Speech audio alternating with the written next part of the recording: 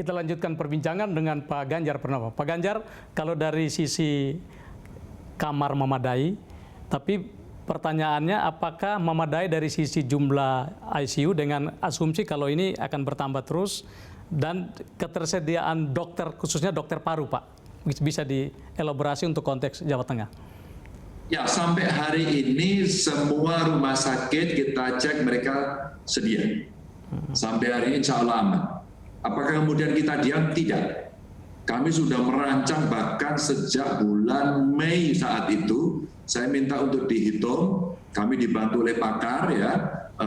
Ada 2 pakar yang mantan dirjen dari Kementerian Kesehatan yang kebetulan orang Jawa Tengah.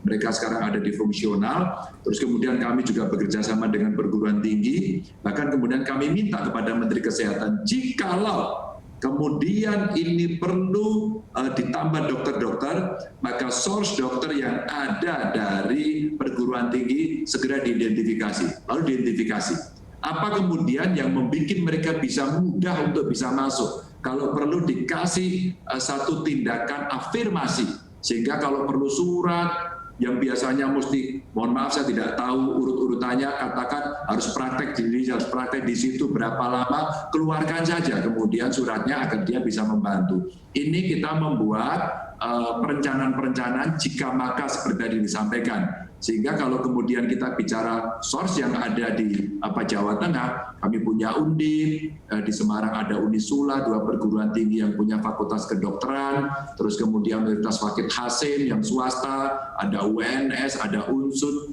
Universitas-universitas ini kita dorong untuk bisa menyiapkan diri, dan selama ini mereka sudah membantu sehingga dokter atau SDM itu insya Allah cukup. Nah, inilah yang memang kita harus melindungi, memprotek para tenaga medis wabil khusus dokter-dokter ini. Maka dulu Mas di awal-awal APD semuanya yang di awal geger minta ampun itu penuhi dulu, siapkan dulu itu.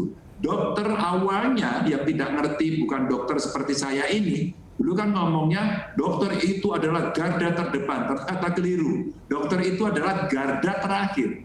Maka panglima, maka tentara yang paling hebat adalah diri kita sendiri, rakyat ini yang harus menggunakan senjata 3M itu. Ini yang sebenarnya kita siapkan dengan berbagai skenario dari kecukupan keahlian medis yang mesti disiapkan. Tadi kita lebih banyak stressing rakyat ya, padahal kalau kita lihat faktanya, elit juga harus ikut bertanggung jawab. Lihat pendaftaran pilkada kemarin, justru elit yang mengorganisir rakyatnya untuk pendaftarannya dalam jumlah yang begitu banyak dan melanggar protokol kesehatan, Pak Ganjar. Bagaimana meng-push para elit ini supaya patuh pada protokol kesehatan, Pak? Ya dilarang aja, kok sulit amat, divirtualkan aja. Memangnya mendaftar harus hadir. Kan kita sudah lihat klasternya. Di Boyolali itu klasternya adalah klaster Panwas. Sampai saya bicara sama Bawaslu Jawa Tengah, ini gimana? Sudah 100 lebih. Apa yang bisa saya bantu? Kami tidak bisa marah-marah. Apa yang bisa kita bantu? Kalau kemudian besok kita bicara, mereka harus nyoblos, mereka harus datang, mari kita siapkan untuk penyelenggara pemilunya. Makanya sudah deh, besok kampanyenya virtual semua. Kalau yang ada ditunda kemarin, terus kemudian belum daftar, besok daftarnya virtual saja, disubmit aja. Bahkan awal-awal pada saat saya diskusi soal pilkada, ini saatnya kita menggunakan e-voting. Sekarang ini, kalau kita bisa menggunakan e-voting atau bisa di hybrid, mana yang bisa coblosan, yang mana bisa e-voting, maka sebenarnya kita akan bisa melalui ini relatif dengan gampang. Kita butuh membangun sistem baik dan kita butuh trust, percaya pada sistem itu. Kalau tidak, yang terjadi ya masih saja seperti kemarin, ngumpulin orang rame, dan kalau tidak salah sudah ada kan datanya, sekian calon itu positif COVID, ya kan? Nah, kalau kemudian kita tidak belajar dari itu, ya sudah, maka pilkada akan menjadi klaster baru. Pak Ganjar, ini banyak yang menilai bahwa penanganan terhadap corona ini merupakan ujian leadership dari para pemimpin ya, terutama para pemimpin yang punya, pemimpin daerah yang punya prospek untuk maju ke level nasional ya. Pak Ganjar, kalau kita lihat beberapa survei, Pak Ganjar termasuk dalam 3 besar kepala daerah yang dinilai sukses menangani corona. Bagaimana respon Pak Ganjar terhadap hasil survei ini? Enggak, mungkin surveinya yang salah. Wong saya itu tidak hebat kok.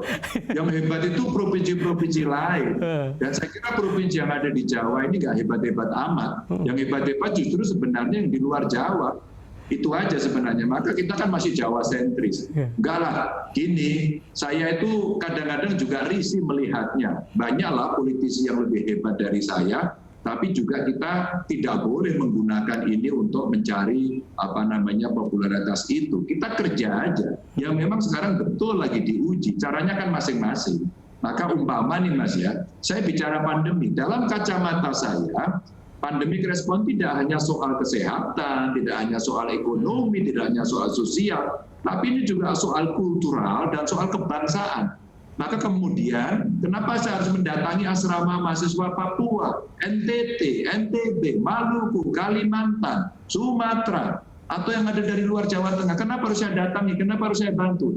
Hater saya akan mengatakan Ganjar pencitraan. Tapi buat saya harus memastikan bahwa mereka akan menjadi anak saya di Jawa Tengah. Sehingga orang tua di Papua, di NTT, di Maluku, di Sumatera, mereka tidak resah bahwa dia anakku bisa makan, dia bisa belajar baik karena pulang pun nggak bisa, begitu kan? Dan ini menjadi bagian yang menurut saya kita sedang berbicara keindonesiaan. Nah, cara pandang terhadap pandemi yang akhirnya berdampak pada multisektor ini, menurut saya ini harus dibingkai dalam satu kepemimpinan bahwa ini bukan hanya sekedar masalah kesehatan, tapi juga masalah ekonomi sosial dan politik, termasuk masalah kebangsaan. Maka kalau itu tidak kita lakukan kan bahaya. Umpama nih, yang terkena PSBB di Jakarta nggak bisa pulang, yang di sini nggak bisa masuk pada waktu itu, siapa yang kasih makan warga Jawa Tengah di sana?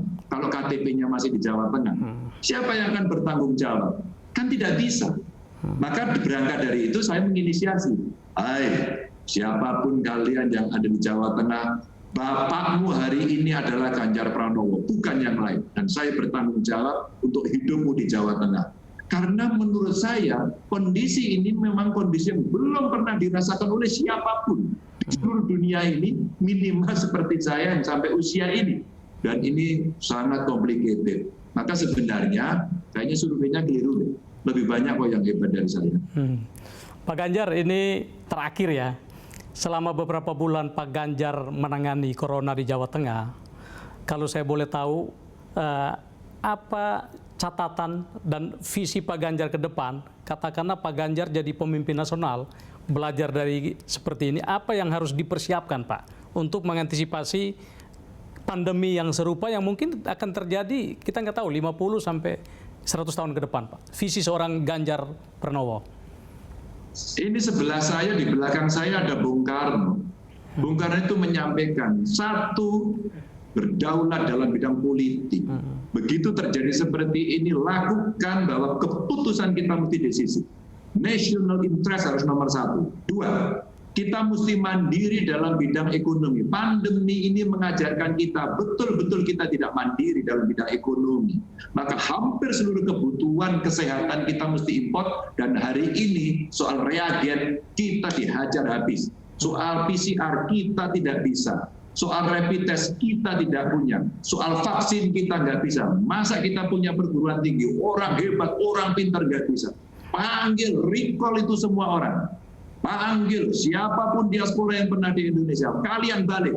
Negara sedang memanggil, bereskan, mandiri, termasuk politik pangan kita. Kalau kondisi seperti ini, bagaimana kemudian kita menyiapkan kebutuhan pangan untuk 235 juta orang? Ya, dan kita punya kepribadian dalam kebudayaan kita. Jangan hanya dikasih terus. Kembangkan kebudayaan gotong royong spiritnya. Dalam kondisi tertekan, semua susah, yang dibutuhkan adalah gandengan tangan, bukan caci maki. Ya.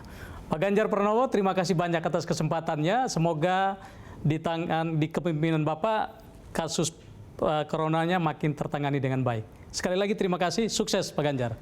Ya. Amin, amin, terima kasih.